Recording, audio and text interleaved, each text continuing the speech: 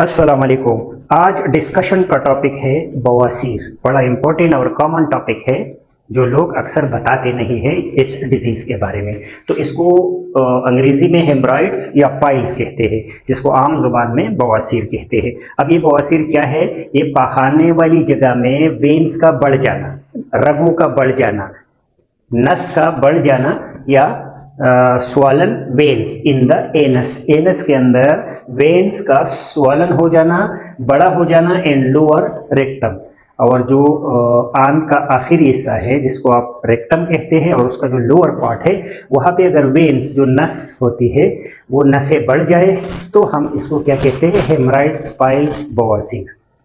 अब या तो ये इंटरनल होते हैं या एक्सटर्नल होते हैं। इंटरनल जाहिर है, जैसे हमने डेफिनेशन में कहा, इनसाइड द रेक्टम, ये रेक्टम एनस के अंदर वाले साइड पे है। एक्सटर्नल जो है under the skin, around the anus, ये एनस के इर्द गिर्द होता है, स्किन के बीनीथ। तो या तो ये बाहर की तरफ होगा पहाने वाली जगह के इर्द गिर्द, और या अंदर रेक्टम जो आंत का आखिरी हिस्सा है वहां पे ये स्वॉलन वेन होगा।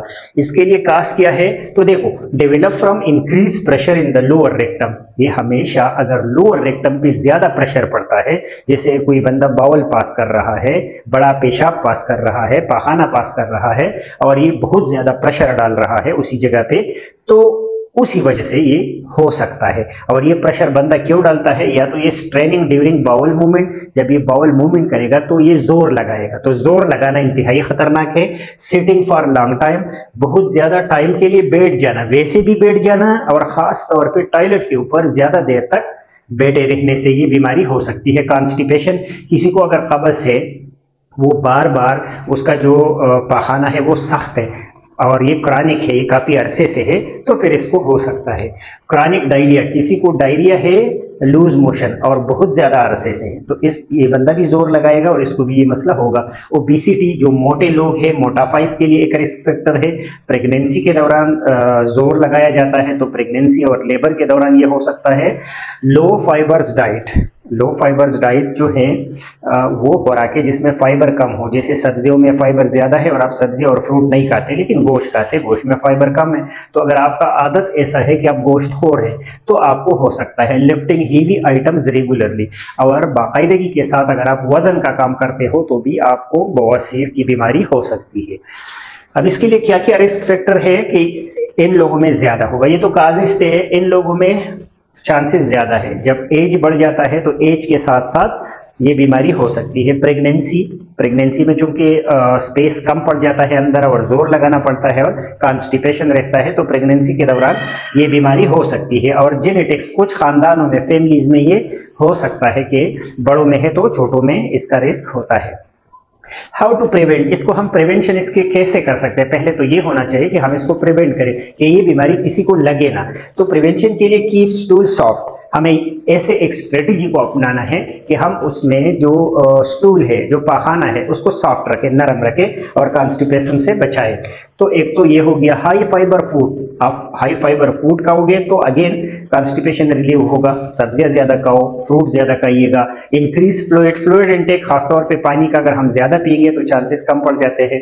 फाइबर सप्लीमेंट, अगर फाइबर आपको नहीं मिल रहा, मिसाल के तौर पर आपके खाने ऐसे है कि सारे आप गोश्त खाते हो और फाइबर्स नहीं है, तो फाइबर है, जैसे स्पेओल हस्क है, ऐसे आपको सप्लीमेंट मिल जाते हैं, ऐसे दवाइयां मिल जाती है जिसके अंदर फाइबर्स होते हैं, तो आप फाइबर सप्लीमेंट्स ले लो।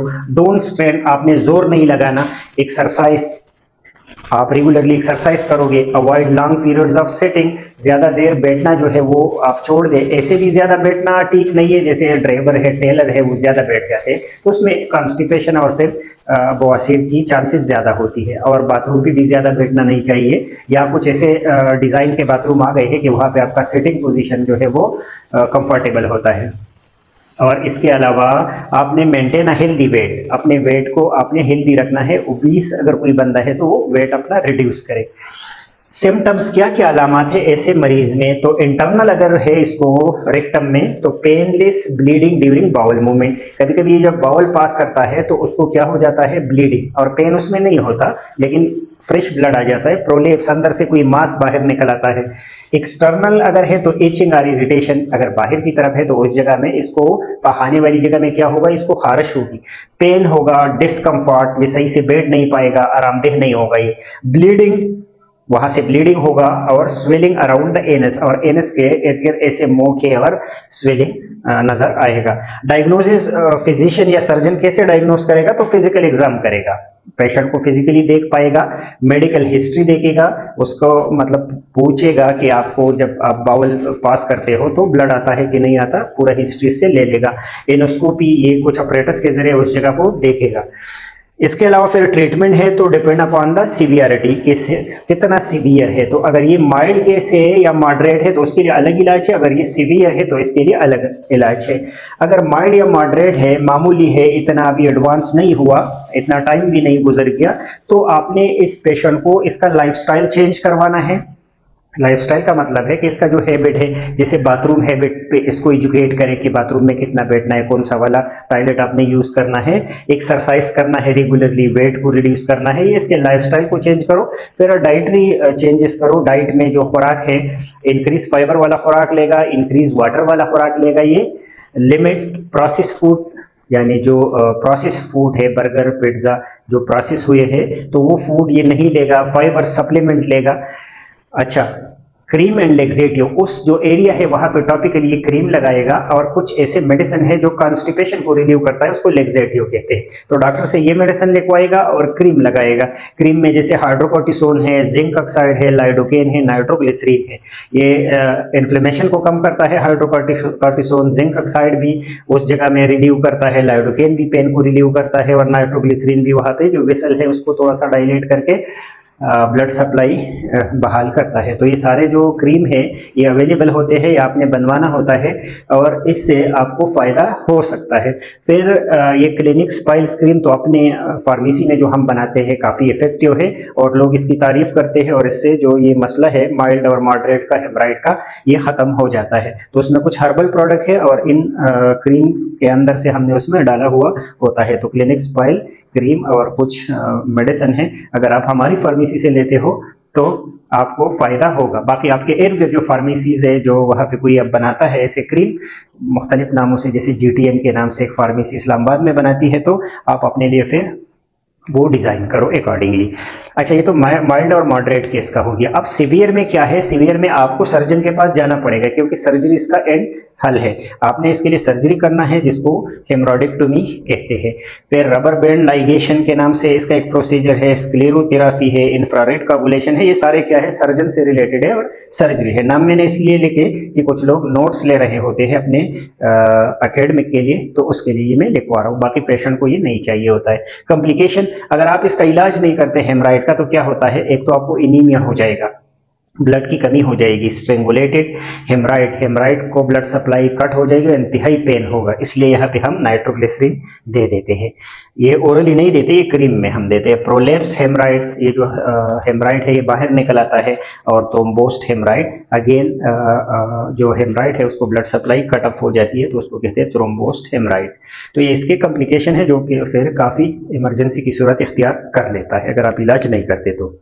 आज मैंने हेमराइड पढ़ाया, जिसको पाइल्स या बवासीर कहते हैं। शॉर्टली मैंने उसका डेफिनेशन बताया कि जो बहाने वाली जगह है वहाँ पे कुछ नसें हैं जो बढ़ जाते हैं, और बढ़ क्यों जाते हैं? बार बार स्ट्रेनिंग की वजह से। किसी को कॉन्स्टिपेशन है, या किसी का लाइफस्टाइल ऐसा है, डाइट में फाइबर नहीं है, तो इसका स्टूल सख्त होगा, और जब स्टूल सख्त होगा और उस जगह से बार बार पास होगा, और आप जोर लगा के पास करोगे, तो वहाँ पे जो वेन्स है वो खराब हो जाएंगे, वो स्वॉलो हो जाएंगे, और आपको फिर वहाँ से ब्लीडिंग होगी और ब्लड नजर आएगा और पेन होगा।